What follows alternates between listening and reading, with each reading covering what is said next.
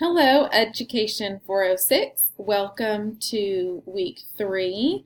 Let's go ahead and see what our learning outcomes are this week and what our tasks are going to be this week, and just kind of walk through all of that so that hopefully you're able to answer any questions that you may have.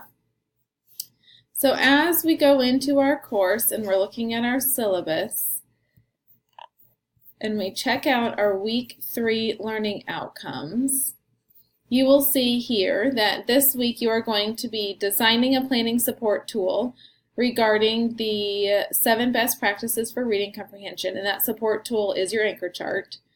You will identify and justify best practices for students who are responding to reading, identify and define best assessment practices with responding to reading, and then reflect on 8 strategic lessons based on student monitoring comprehension and reading. Also reflect on reading comprehension practices specific to opportunities in response to reading. So this week you have your discussion board, interactive notebook, in which you will have your anchor chart and your chapter reflections for chapters 6 and 7 and your strategies that work are also going to be a part of your interactive notebook.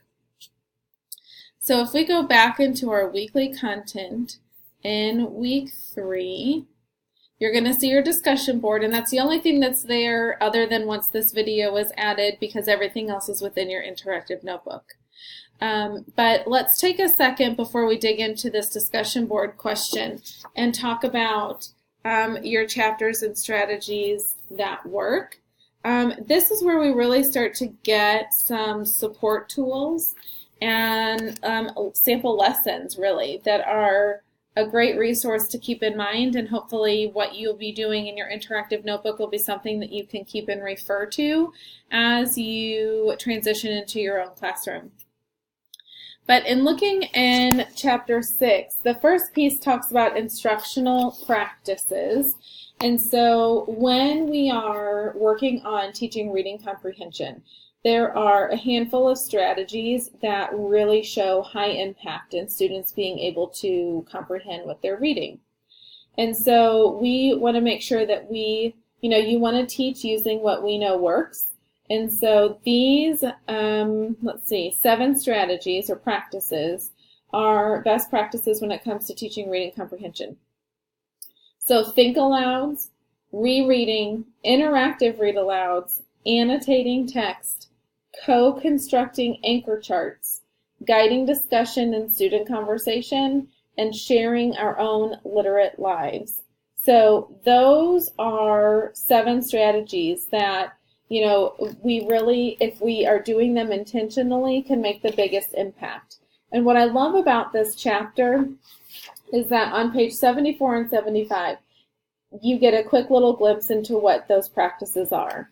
But then the next 7 pages, really the author provides us some good strategies about implementing those practices.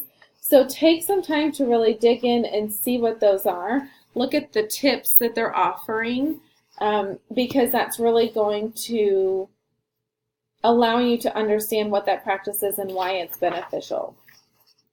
So the other piece of that, we have those best instructional practices with reading comprehension. We know that students need to respond to reading. So it's not that they're just reading and we're hoping they're comprehending, but how are they responding to reading when it's happening? And so starting on page 83, there was a list, a couple handfuls of different options for students when they're responding to reading. And so students can do a turn and talk with a partner. They can do a paired reading with a partner. Think pair shares, that's a high-level, high-yield engagement strategy. Small informal discussion groups, jigsaw discussions, book clubs, literature circles, study groups, inquiry circles. So those are all things that students can orally talk about when they're responding to reading. Different ways that you can pair and partner and group your students so that they're able to articulate what they're taking away from the reading. So then you also need to make sure that we have ways for students to respond in writing to their reading. And so the author provides a handful of strategies for that. So annotations in text and annotating their text, short constructed response answers, a reading response journal, creating and making something, and then having some sort of artistic or dramatic or musical response to the reading. And so, students need to be able to orally and through writing respond to reading. If we think about our end of course and end of grade exams, students have to, in writing, respond to reading. So having them speak with friends in class about reading is a very powerful strategy because they kind of start learning through and with each other.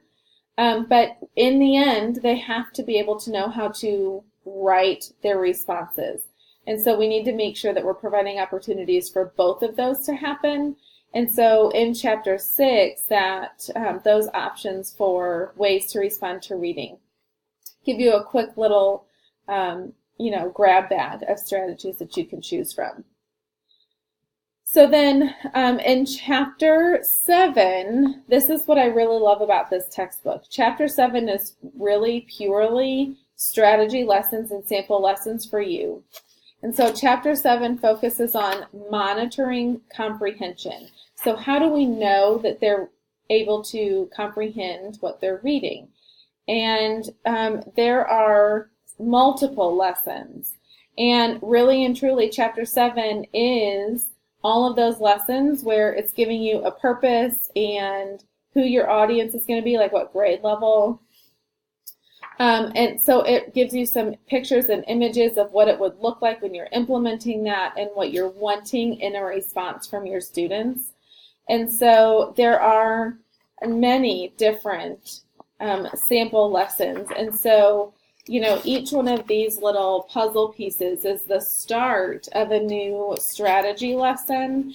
And so it's important that we're keeping track of what those are. And so you will be doing that in your interactive notebook. So let's look at our discussion board question. So providing opportunities to respond to reading is critical in reading comprehension, as I shared. The more engaging these experiences are, the more they're likely to remember the text as well as enjoy reading and that experience in reading. In the chapter, there are 13 ways that the author shared to teach students to respond to reading. So again, remember I spoke to there are oral strategies and written strategies. So I want you to choose one oral and one written or other. There were artistic and digital responses as well. So choose one oral strategy and one written or other strategy and share from your point of view your response to these questions. So in your experience, was this a method that was implemented effectively, and how do you know? So you would speak to that if you're currently in a classroom in a field experience, or if you are in front of students serving in some capacity. Then I want you to speak to that from that point of view. If you are not, then I want you to think about your writing experience. Which method would you choose to implement in your classroom? So is there one strategy orally, one strategy written that you feel like you most connect to, so you would probably implement those in your classroom, so why? And then what are some potential challenges you may need to prepare for? So if we're choosing that, one of our strategies is going to be to have a kind of a performance dramatic response to reading. Challenges are going to be management. How do you manage that? Because students are up and engaged and interacting with each other. And so there is definitely an element of management that has to come from that. If you have students working in literature circles, you're going to have to make sure that you have roles defined, because if you just put groups of students together and tell them, okay, now you're responding to this text, they need a little bit more structure than that. They need to know, okay, my purpose is to be the facilitator, my purpose is to be the note taker, my purpose is to be the timekeeper. And so all three together focus on their role, but then are able to have that intentional literature circle group conversation. So that is what I'm looking for in your response for your week 3 discussion board. Again, there's nothing else in your week 3 other than this video to be uploaded, because the rest of the work is going to be in your interactive notebook. So you have already built that and shared that with me. And so if we look at week 3 specifically, in chapter 6, again, I noted the instructional practices for reading comprehension. So I want you to design an anchor chart that talks about those. So make sure that you are identifying what those practices are, giving a little bit of a definition, having some sort of visual support with that, and create your anchor chart. So again, you can create it on chart paper, like hard copy in person, and take a picture and insert that picture here. Or you can just create it digitally and either screenshot it or actually put it in this text box here. So however you want to do that, but you are creating an anchor chart for each of those instructional practices. So you will have 7 anchor charts. So it's not that you have to have a ton of stuff on the anchor charts. It's really about the quality of what you have. So you want to know what the practice is, what the definition of the practice is, some sort of visual support for that practice for each of those.